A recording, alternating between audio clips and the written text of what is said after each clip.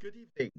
I'm Father Alexander. This is St. Peter's in Hove, and welcome to step 252 in our walking tour through the Bible, the 55th chapter of Isaiah is what I want to talk about this evening. A chapter I'm sure you're very familiar with. Oh, come to the water, all you who are thirsty, though you have no money, come. Buy and eat, come. Buy wine and milk without money for free. Why spend your money on what cannot nourish, and your wages on what fails to satisfy? Listen carefully to me, and you will have good things to eat and rich food to enjoy. Pay attention, come to me, listen, and you will live. Here God makes his pitch to humanity. Here God woos humanity. Here God invites humanity into a relationship with him. I once had a conversation with somebody whose intelligence and judgment I respect. And I said to this person, I said to her, why is it so few people are interested in religion nowadays? And she said to me with something like pity in her voice, you must know the answer to that. I said, well, no, I'm asking you the question. Why is it? And she said, it is because the church has answers to lots of questions, but nobody is posing those questions. We've got answers, but no one's asking the question. So we're providing something in the marketplace and we don't have any takers because what we're trying to sell, nobody wants to buy. I think there is a great deal of truth in that. And therefore, we need to reform our sales pitch, I think, because we talk about all sorts of things and nobody's interested. Therefore, stop talking about those things and get on to the things that really concern people. The former Archbishop of Canterbury, Lord Williams of Oystermouth, said, Jesus is not the one who answers our questions. Jesus is the one who questions our answers. And there you see a little bouleversement, which is really quite true as well. People are not looking for answers. Maybe they've got questions, but the questions they're asking are not being answered. Now, what is happening here? Oh, come. First of all, it's an invitation. Come. And the invitation is to buy and eat. So God is offering the good things of life. God is offering the things for which human beings have an appetite. Wine and milk and money and buy and eat. Buy wine and milk without money for free. Even though you have no money, come. It's free. Now, of course, you know the famous joke, don't you? That somebody once put a thing on the very last day of March, and they said tomorrow the EU. This was some years ago. The EU is trying to empty its wine lake, and so we're going to be giving away free bottles of wine all morning tomorrow. Turn up at such and such a time, and you can take away as much wine as you can. Millions of people turned up, of course, only to discover that it was, in fact, the 1st of April and they'd been had.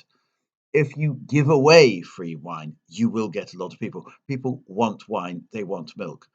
Why spend money on what cannot nourish and your wages on what fails to satisfy? Why are you buying cheap, nasty stuff when you have the wine and the milk of God? So, the first thing that the church is going to do, if it's going to follow this divine guidance as to the pitch we should make, is offer high quality goods. And I was very impressed. I remember once hearing Nicky Gumbel speak, and he said, at our church, he meant Holy Trinity Brompton, everything is the best we can manage. So we have the best sound system we can manage, the best music we can manage, the best preaching we can manage, the best coffee we can manage. Yeah, coffee is also part of, you go to the church and you think, oh, this is good. In other words, why do you think, oh, well, it's good coffee? We get good coffee lots of places. But you think, oh, this is good. These people clearly care and are perfectionists. They want everything to be the best. Whereas, of course, if everything's sort of second rate or only adequate, that won't really generate much of a buzz. So what God is offering us is the top quality of everything. Are we offering the top quality to the people we meet? Probably not. We've constantly got to correct ourselves and strive for that top quality. And then he says this, listen carefully to me. And then he says it again, pay attention, come to me, listen, and you will live. And I think here we get a very important clue. The salvation that God is offering us comes in through the ears. In other words, if we listen to God, then we will be stepping out in the right direction towards salvation. God's invitation to us is a word that has to be listened to, that has to be paid attention to. So obviously our ears have got to be open, but much more important than that, our hearts have got to be open. Because, okay, we listen with the ears, but we listen with the heart. Do those words go to our hearts? Do we take those words to heart? That is the really important thing. Now, I think what's happening here is this chapter 55 is the last chapter of the second book of Isaiah. And it is, if you like, the poet's retractions, as it says in Chaucer. And don't forget, Isaiah is a poet. It's the poet's final word. And what he's asking us to listen to are the words of the book of Isaiah, which are the words of God. So essentially, what are we to listen to?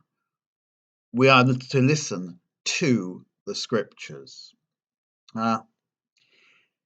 After the Vatican Council, it was hoped very much that the Catholic Church would become very much a scriptural church.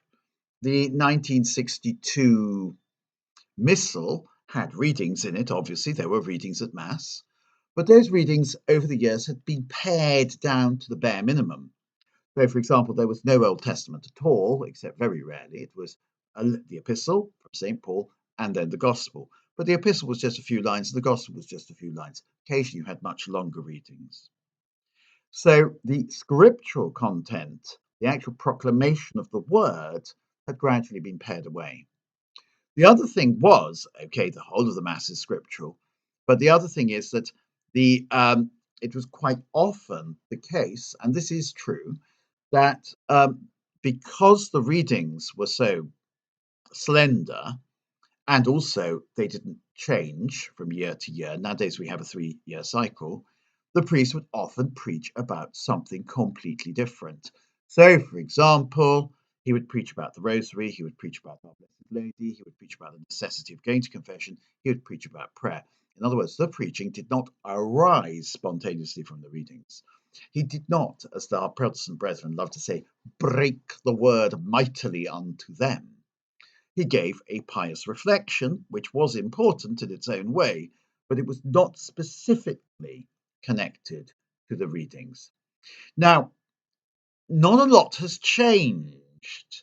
Okay, we have much longer readings, and I have to say that I personally always choose the shorter version of the reading. Sometimes in the epistle you get a shorter version, and in the gospel you get a shorter version. I always choose a shorter version.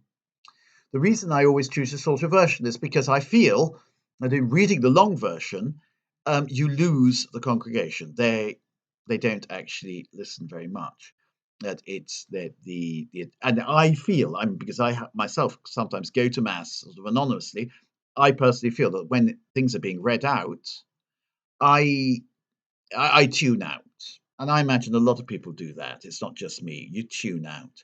Or by the time you've sat down and sort of and made yourself comfortable, the reading's over. You've missed the opportunity that you might have had to take in the reading.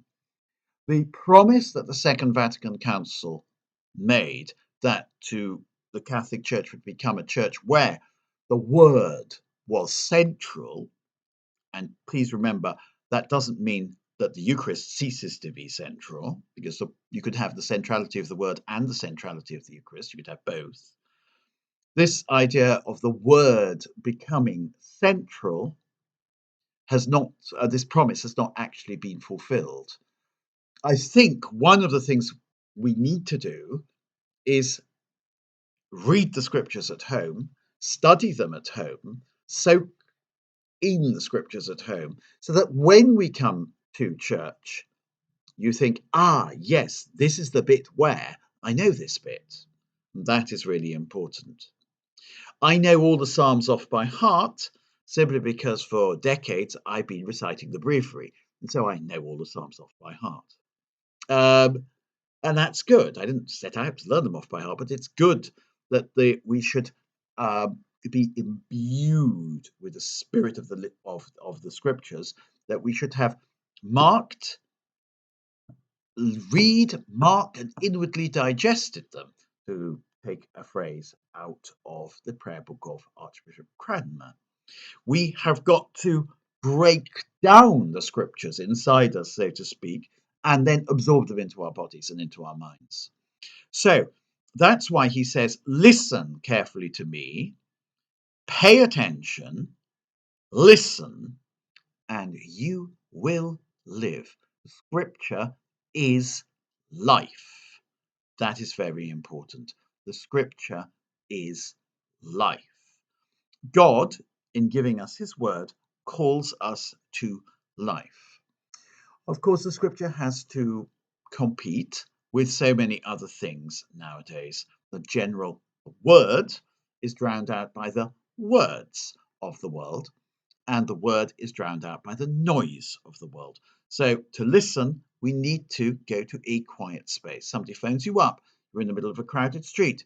You have to go off a little bit into a side street where there's nobody about, so you can listen to what they're hearing. Similarly, we need to withdraw from the world in order to listen to God, as did St. Francis, for example, as did St. Anthony, as did St. Augustine, as did all the great saints. Okay, I probably said enough about those first 3 verses of chapter 55. I might talk about chapter 55 in another session. All the very best. Bye.